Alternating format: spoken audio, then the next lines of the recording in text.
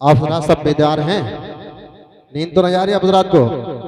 हाथों को उठा के लहरा के मुस्कुरा के बोले सुभान अल्लाह। माशाल्लाह आप हजरात देख रहे हैं मिंबर पाक मुस्तफा पर तशरीफ फरमा खतीब अहले सुन्नत हजरत मौलाना उस्मान साहिब क़िबला और हजरत मोहतरम आप ही के मस्जिद के खतीब इमाम खतीब अहले सुन्नत हजरत मौलाना निज़ामुद्दीन साहिब क़िबला और भी उलमा इकराम मिंबर पाक मुस्तफा पर तशरीफ फरमा है। आप हजरात उलमा इकराम के चेहरे की ज़ियारत कीजिए, तड़प के बोले सुभान अल्लाह और मोहब्बत से बोले सुभान अल्लाह। सुहानी सुबह लिखता है, सुहानी शाम लिखता है, सुहानी सुबह लिखता है, सुहानी शाम लिखता है, वसीला आपका तकदीर में आराम लिखता है। सुहानी सुबह लिखता है, सुहानी शाम लिखता है, वसीला आपका तकदीर में आराम लिखता है। फरिश्ते रहमतों के फूल बरसाते हैं कागज पर, फरिश्ते रहमतों के फूल बरसाते हैं कागज पर, कलम जब भी मेरे ख्वाजा पिया का नाम लिखता है, नाम लिखता है। माशाअल्लाह मौलाना उस्मान साहब भी नोटों से नवाज रहे, तड़प के बोले सुभान अल्लाह। हमारे शायर साहब भी नोटों से नवाज रहे, मोहब्बत से बोले सुभान अल्लाह। हजरात मोहतरम आगे से पीछे तक दाएं से बाएं तक पूरा मजमा अल्लाह ने हाथ दिए, हाथ सलामत है तो हाथों को उठाकर बोले या हुसैन। अभी कुछ उठा रहे कुछ नहीं उठा रहे, नबी की महफिल में शर्माना नहीं चाहिए। हाथों को उठाकर लहरा के मुस्कुरा के बोले या हुसैन। अच्छा आगे वाले खामोश रहे, पीछे वाले हाथ उठाकर बोले या हुसैन। अब मैं देखना चाहता हूं आप हजरात उनकर काट तोड़ सकते या नहीं। आप हजरात खामोश रहे, आप हजरात मोहब्बत से बोले या हुसैन। आप पूरा मजमा तो आपको बोले या हुसैन, या हुसैन। कमेटी वाली हजरात आपका जलसा बहुत कामयाब है। कामयाब का मतलब ही कि सलाम पढ़ लिया जाए। अभी फहरिस्त काफी तवील है, उलमा इकराम का आप हजरात को सुनना है। हाथों को उठा के लहरा के मुस्कुरा के बोले या हुसैन, या हुसैन, या अली, या अली, या अली। मुश्किल टली फौलाद का जिस्म, लोहे का जिगर, सब फौलाद का जिस्म, लोहे का जिगर, सब पारा पारा होता है। लेते हैं अली का नाम, मैदान हमारा होता है। लेते हैं अली का नाम, मैदान हमारा होता है। और महंगाई का रोना वो रोए, बाजार हो जिसकी नजरों में, अपना तो हुसैन आजम के टुकड़ों पे गुजारा होता है। अपना तो हुसैन आजम के टुकड़ों पे गुजारा होता है। और हजरात मोहतरम जो हजरात सुभान अल्लाह नहीं बोल रहे हैं ना, उन्हीं के लिए शेर पेश करता हूं कि जो बोलते नहीं वो बेकार लगने लगते हैं, जो बोलते नहीं वो बेकार लगने लगते हैं, वो ठीक होकर भी बीमार लगने लगते हैं। अरे जनाब हमारा ताल्लुक तो उस कबीले से है जहां गुलाम भी सरदार लगने लगते हैं, जहां गुलाम भी सरदार लगने लगते हैं। लीजिए हजरात अब तकरीर करने के लिए माइक पर तशरीफ ला रहे हैं मोहम्मद रजा साहब। हजरात मोहतरम आगे से पीछे तक दाएं से बाएं तक पूरा मजमा मोहब्बत से बोले नारे तकबीर, नारे रिसालत, नारे हैदरी। अच्छा आप हजरात का समझ में आ रहा नहीं? समझ में आ रहा नहीं? मोहब्बत से बोले सुभान अल्लाह, मोहब्बत से बोले नारे तकबीर, नारे रिसालत, नारे हैदरी, नारे गौसियत, मसलके आला हजरत, फैजानी आला हजरत, उलमाए अहले सुन्नत, खतीब अहले सुन्नत हजरत कारी मोहम्मद रजा साहिब क़िबला। नारे तकबीर, नारे रिसालत। जुल्फ़िकार रजा संभली एक शेर के साथ बुलाता है, फूलों की हंसी हो या सितारों की अदाएं, फूलों की हंसी हो या सितारों की अदाएं, सब आप पर कुर्बान है। आप तशरीफ लाएं। नहमदुहु व नुसल्ली व नुसल्लिमु अला हबीबिहिल करीम, अम्मा बाद फ़अऊज़ु बिल्लाहि मिनश शैतानिर रजीम, बिस्मिल्लाहिर रहमानिर रहीम। या अय्युहल्लज़ीना आमनुद्खुलू फिस्सिल्मि काफ़्फ़ह, सदक़ल्लाहुल अलियुल अज़ीम व सदक़ रसूलुहुन नबियुल अमीनुल करीम व नहनु अला ज़ालिका लमिनश शाहिदीन वश्शाकिरीन वल्हम्दुलिल्लाहि रब्बिल आलमीन। आइए हजरात हम तमाम ही कुछ सुनने और सुनाने से पहले दोनों आलम के मालिको मुख्तार जनाबे मोहम्मदुर रसूलुल्लाह सल्लल्लाहु अलैहि वसल्लम की बारगाह में झूम झूम कर दुरूद व सलाम का नजराना अक़ीदत पेश करें। पढ़ें बावाज़े बुलंद, अल्लाहुम्मा सल्ली अला सय्यिदिना व मौलाना मुहम्मदिन मअदिनिल जूदि वल करम मंबइल इल्मि वल हिल्मि वल हिकम सलातन व सलामन अलैका या रसूल अल्लाह सल्लल्लाहु तआला अलैहि वसल्लम। डॉक्टर इकबाल कहते हैं कि मोहम्मद से वफा तूने तो हम तेरे हैं, कि मोहम्मद से वफा तूने तो हम तेरे हैं, ये जहां चीज है क्या लोहो कलम तेरे हैं। और मेरे इमाम अहले सुन्नत अशाह इमाम अहमद रजा खां फाजिल बरेलवी अलैहि रहमत व रिजवान अपने कलम से लिखते हैं, ए इश्क तेरे सदक़े, सुभान अल्लाह बोलो सुभान अल्लाह। ए इश्क तेरे सदक़े जलने से छुटे सस्ते, वो आग लगाई है जो आग बुझा देगी, वो आग लगाई है जो आग बुझा देगी। हजरात, अल्लाह तबारक व तआला का लाख लाख एहसान अजीम है कि उसने हमको अशरफुल मखलूक़ात यानी इंसान बनाकर दुनिया में पैदा फरमाया। बेशक सुभान अल्लाह। अल्लाह ने तकरीबन 18,000 मखलूक को इस दुनिया में पैदा फरमाया, लेकिन सबसे ज्यादा फजीलत जिस मखलूक को बख्शी वो इंसान है। इंसान को अशरफुल मखलूकात बनाया। फिर उसके बाद में अल्लाह ताला ने हम पर एक बहुत बड़ा एहसान फरमाया कि अशरफुल मखलूकात तो पैदा फरमाया ही, उसके बाद हमें मुसलमान पैदा फरमाया, हमें मुसलमान के घर में पैदा फरमाया। उसके बाद भी अल्लाह तबारक व तआला ने हम पर एक बहुत बड़ा एहसान फरमाया कि इंसान बनाने के बाद मुसलमान के घर में पैदा फरमाया।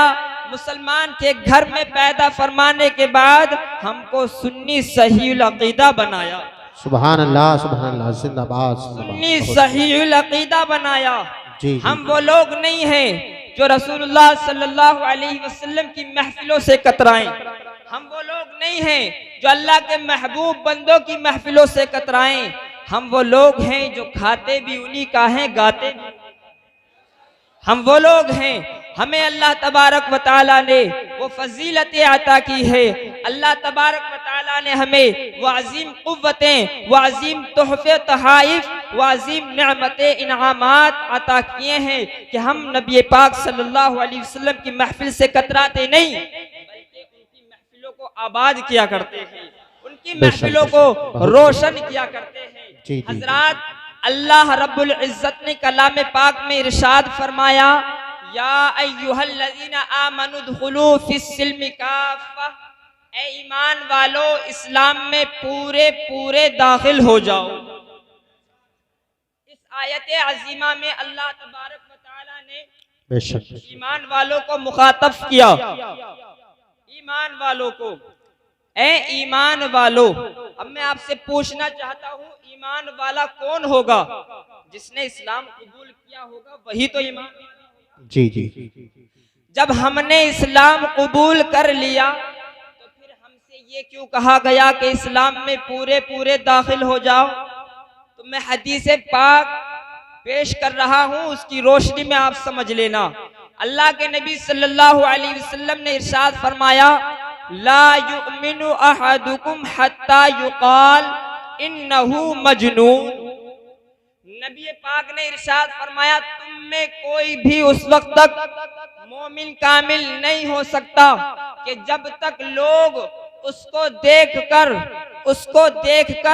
उसका इश्क़ रसूल देखकर उसे पागल न कहने लगे। वो उस वक्त तक मोमिन कामिल नहीं हो सकता कि जब तक मेरे आका के इश्क में पागल ना हो जाए। कोई भी शख्स उस वक्त तक मोमिन कामिल हो ही नहीं सकता जब तक कि उसके दिल में अल्लाह और उसके रसूल सल्लल्लाहु अलैहि वसल्लम का इश्क का चराग रोशन न हो। इसीलिए तो मेरे इमाम ने कहा था, ए इश्क तेरे सदके जलने से छुटे सस्ते, वो आग लगाई है जो आग जी जी वही जी इश्क हमारे लिए हकीकत में ईमान है। हम इबादतें तो करते हैं, नमाज भी हम पढ़ते हैं, रोजे भी हम रखते हैं और भी इबादत हम करते हैं, लेकिन अगर इश्क रसूल उसमें शामिल ना हो तो हमारी कोई भी इबादत काबिल कबूल नहीं है। शर्त है इश्क रसूल, हर इबादत के लिए इश्क रसूल शर्त है। अब देखिए हमारी हालत देखिए, मुसलमानों की हालत देखिए, ये कोरोना वायरस कितना खतरनाक वायरस है। इसकी वजह से कौन परेशान नहीं है। पूरी दुनिया में इसका कहर बरपा है, पूरी दुनिया के लोग इसकी वजह से परेशान हैं। लेकिन एक बात तय है, जब अल्लाह तबारक व तआला अपने बंदों का इम्तिहान लिया करता है, जब अल्लाह रब्बुल इज्जत अपने बंदों को किसी आजमाइश में डालता है, तो उसके बाद कोई न कोई दुनिया में इनकलाब पैदा होने वाला। जी जी हजरत नूह अलैहिस्सलाम की कौम को तूफान में गर्क कर दिया गया, उसके बाद में दुनिया में नया इनकलाब पैदा हुआ। हजरत ईसा अलैहिस्सलाम की कौम पर अजाब आया, कौम समूद पर अजाब आया, कौम आद पर अजाब आया, उसके बाद में दुनिया में इनकलाब आया। इसी तरह से अल्लाह ने हमें भी इम्तिहान में मुब्तला किया है। इसी तरह से अल्लाह तबारक व तआला ने हमें भी आजमाइश में डाला है। ये कोरोना कोई घबराने वाली चीज नहीं है, बल्कि अल्लाह तबारक व तआला की तरफ से ये मुसलमानों का इम्तिहान है। अल्लाह की तरफ से अपने बंदों का इम्तिहान है। अपने रब की रहमत से उम्मीद रखो, अपने रब की रहमत से उम्मीद वाबस्ता रखो कि अगर उसने हमें परेशानी में रखा है तो परेशानी भी वही है, उसी की जाते पाक है जो हमें परेशानी में मुब्तला किया करता है, जो हमें दर्द और तकलीफ दिया करता है, वही हमें परेशानियों से आजाद भी किया करता है। वो अल्लाह की पाक जात है।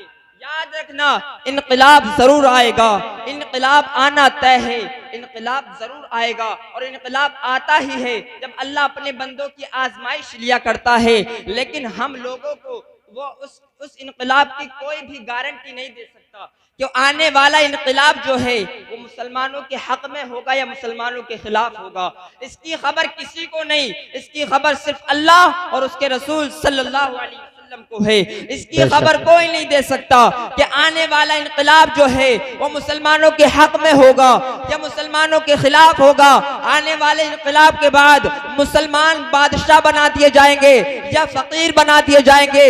आने वाले इनकलाब के बाद मुसलमान इल्म का परचम उठाने वाले बनेंगे या जाहिल बन करके रह जाएंगे। आने वाले इनकलाब के बाद में मुसलमान फकीर बन जाएंगे या दाता बन जाएंगे।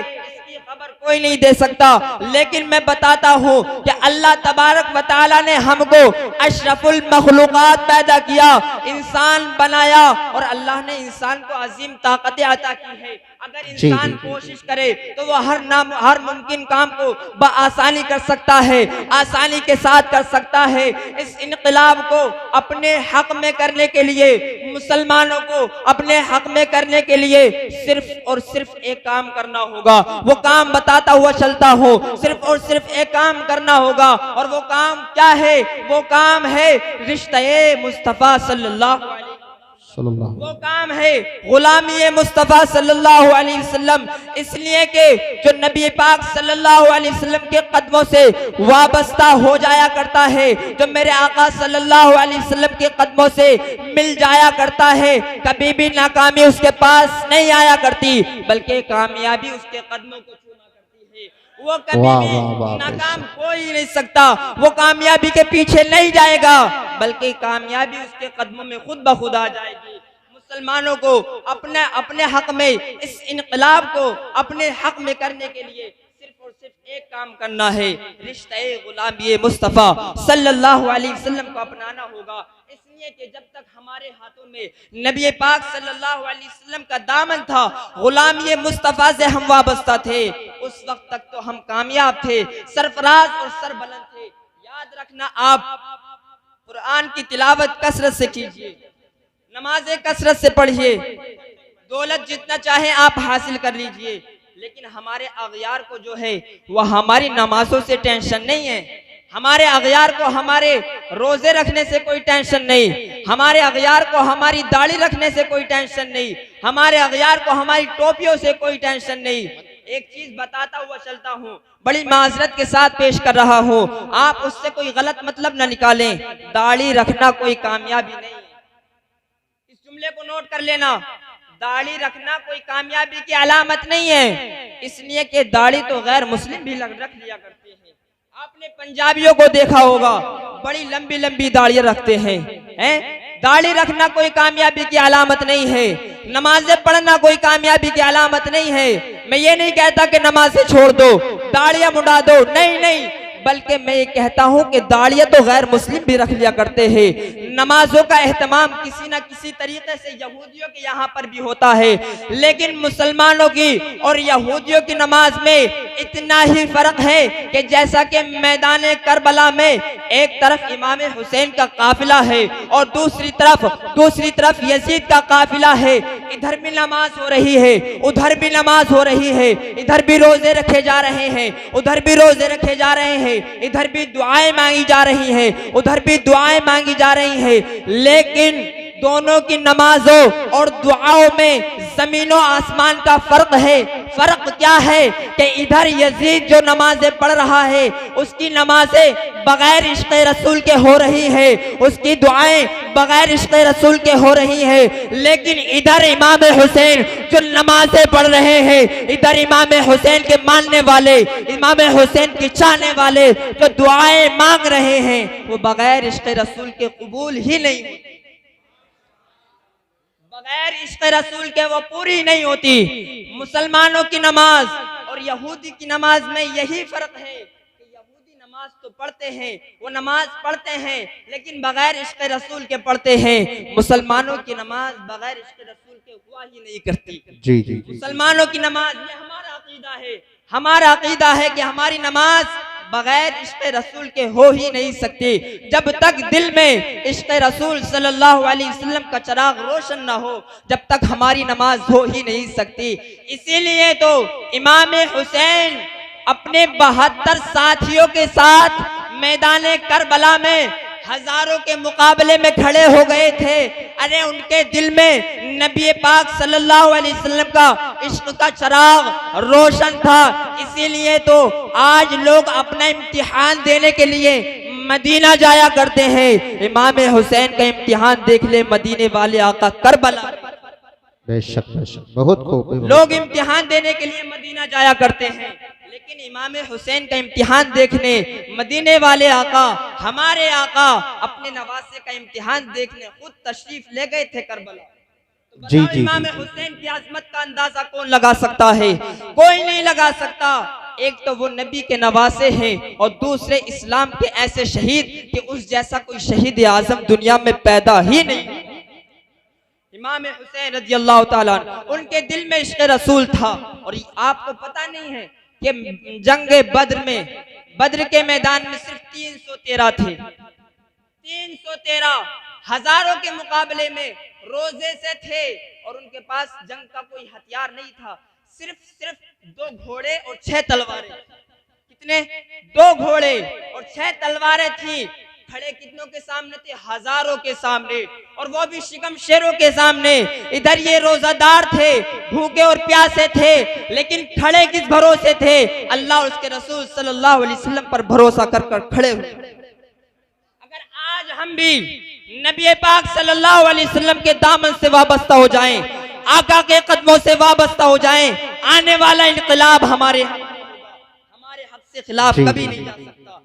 हम अगर हमें बादशाह बनना है, अगर गुलाम नहीं बनना, अगर फकीर नहीं बनना, दाता बनकर जीना है, हुकूमत चाहते हो, तख्तो ताज चाहते हो, तो नबी के कदमों से वाबस्ता हो जाओ। तुम्हें कभी नाकामी छू भी नहीं, ना ही तुम पर जुल्म तशद्दुद के पहाड़ तोड़े जाएंगे, ना ही तुम पर बौछारें की जाएंगी। तुम कामयाब और सरफराज और सरबलंद होगे। इश्क़ रसूल की बात आई है, आखिरी वाक़या पेश करता हुआ चलता हूँ।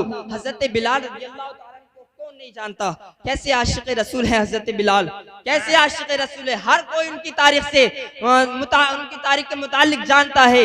हजरत बिलाल रज़ी अल्लाह ताला मेरे आका के बड़े चहेते सहाबी है। हजरत बिलाल रज़ी अल्लाह ताला कि उनके इश्क की कोई इंतहा ही नहीं है कि हजरत बिलाल रज़ी अल्लाह ताला अन अभी इस्लाम कबूल नहीं किया था और आप जो थे काले थे, अल्लाह ने आपको वो रंग अता किया था कि जिस रंग का कोई नुकसान नहीं है। आज मेरे नौजवान भाई अपने चेहरे को खूबसूरत बनाने के लिए मार्केट से महंगा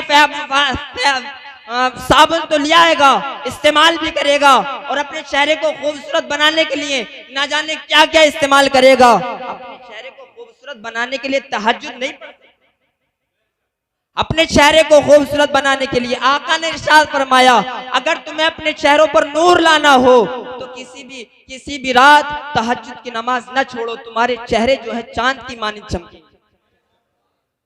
तुम ये चाहते हो कि हमारा चेहरे ऐसे हो जाएं? नहीं, अगर तुम्हें अपने चेहरे नूरानी बनाने हैं तो आज से ही पंजगाना नमाज जो है बजमात अदा करने लगे, पहली सफ में जाकर खड़े हुए और तहज्जुद की कोई भी नमाज फौत ना करें।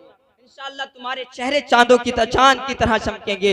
हजरत बिलाल रज़ी अल्लाह ताला अन्हु को अल्लाह ने वो रंग अता किया था कि जिसका कोई नुकसान नहीं है। आप काले थे, अल्लाह ने आपको मोटे मोटे होठ अता किए थे, हबशियुन नस्ल थे, कई मर्तबा बाजार में बेचे और खरीदे गए थे। आखिरी मर्तबा में उमैया बदबख्त ने आपको खरीदा था। उमैया मेरे आका सल्लल्लाहु अलैहि वसल्लम का बहुत बड़ा मुखालिफ था, आपको गालियां दिया करता था, लेकिन वो रहमतुल लिल आलमीन है, वो किसी की परवाह नहीं करते। मेरे आका सल्लल्लाहु अलैहि वसल्लम की सहाबी हजरत बिलाल रज़ी अल्लाह ताला जो है वो उमैया के हाथों बेचे गए और उसने खरीद लिया।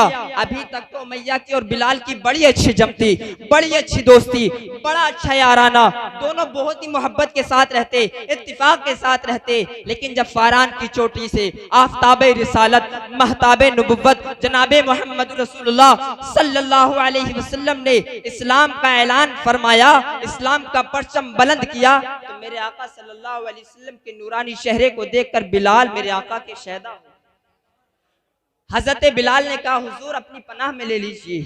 मेरे आका सल्लल्लाहु अलैहि वसल्लम ने हजरत बिलाल को कलमा पढ़ाया। हजरत बिलाल मेरे आका के साथ रहने लगे। अब जब उमैया को पता चला कि मेरे गुलाम बिलाल ने मोहम्मद का कलमा पढ़ लिया है और वो अब मुझसे अलग होना चाहता है, गुलामी मोहम्मद इख्तियार करना चाहता है, तो उसे बड़ा गुस्सा आया। उसने बिलाल को बुलाया और बिलाल से कहा बिलाल छोड़ दे दामने मोहम्मद को। तो बिलाल के जुमले सुनना, बिलाल ने कहा था कि दुनिया के तख्त और ताज छोड़ सकता हूँ, दुनिया की दौलत छोड़ सकता हूँ, दुनिया की शोहरत छोड़ सकता हूँ, लेकिन दामने मोहम्मद को नहीं छोड़ सकता।